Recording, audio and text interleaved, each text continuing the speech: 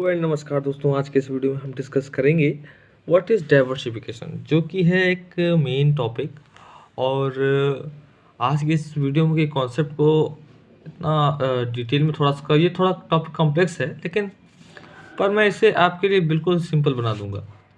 अब समझ लीजिए एक टोकरी में सारे अंडे हैं, ठीक है, टोकरी है उसमें सारे अंडे हैं। अब डाइवर्सिफिकेशन क्या है? अगर मैं सीधे शब्दों में कहूँ तो इसका मतलब ये है कि don't pull all your eggs in one basket. आपको एक टोकरी में सारे अंडे नहीं रखने हैं, ठीक है। सोचो, आपका सारा पैसा सिर्फ एक ही कंपनी के स्टॉक में लगा हुआ है।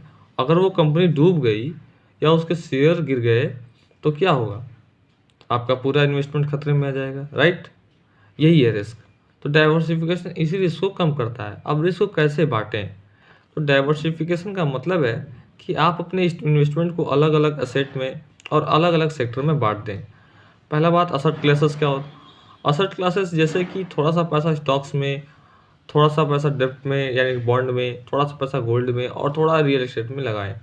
अगर स्टॉक मार्केट में क्रैश आ भी गया तो आपके बॉन्ड या गोल्ड की वैल्यू या और ये रियल एस्टेट का जो प्रॉफिट है वो स्टेबल कर देगा, ठीक है।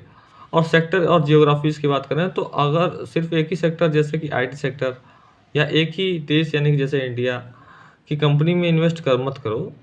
कुछ पैसा आईटी सेक्टर में, कुछ फाइनेंस में, कुछ हेल्थ केयर में और कुछ थोड़ा इंटरनेशनल मार्केट में भी इन्वेस्ट कर दो। अगर एक सेक्टर परफॉर्म नहीं कर रहा है तो दूसरा आपके पोर्टफोलियो को सपोर्ट कर देगा। एग्जाम्पल समझो, मान लीजिए मैंने कंपनी में इन्वेस्ट किया, कंपनी ए जो कि टेक की है और कंपनी बी जो कि ऑयल सेक्टर की है। तो जब रिसेशन आता है तो टेक कंपनी के शेयर गिर जाएंगे, टेक कंपनी ए की, लेकिन कंपनी बी का शेयर ऊपर जा सकते हैं। तो in that situation company B का प्रॉफिट कंपनी के ए के लॉस को काफ़ी हद तक बैलेंस कर देगा, ठीक है। तो ये आपके ओवरऑल पोर्टफोलियो को मेंटेन कर देगा। देखिए, डाइवर्सिफिकेशन कोई गारंटी नहीं है कि आपको प्रॉफिट ही होगा, पर यह बात की गारंटी ज़रूर है कि आपका रिस्क कंट्रोल में हो रहेगा। लॉन्ग टर्म वेल्थ क्रिएशन के लिए ये एक फंडामेंटल रूल है। जितना ज़्यादा आप इन्वेस्टमेंट को फैलाओगे उतना ही ज़्यादा आप मार्केट से स्टॉक में बचे रहोगे, ठीक है। तो याद रखिए, बांट के इन्वेस्टमेंट करना ही आपके लिए अक्लमंदी है। मिलते हैं नेक्स्ट वीडियो में, तब तक के लिए बाय बाय। जय हिंद, जय भारत।